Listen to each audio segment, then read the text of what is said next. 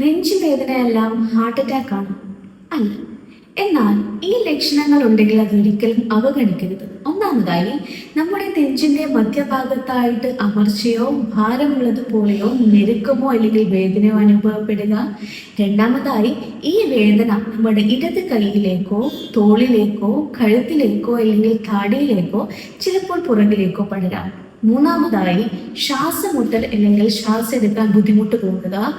അതേപോലെ തന്നെ തണുത്ത വിയർപ്പ്, തലചുറ്റല്, പെട്ടെന്ന് അസ്വസ്ഥത തോന്നുക, ചിലരില് ഛർദി തോന്നുക, വയറിന് അസ്വസ്ഥത, അതേപോലെ അസാധാരണമായ ക്ഷീണം, ഇവയൊക്കെ കാണും.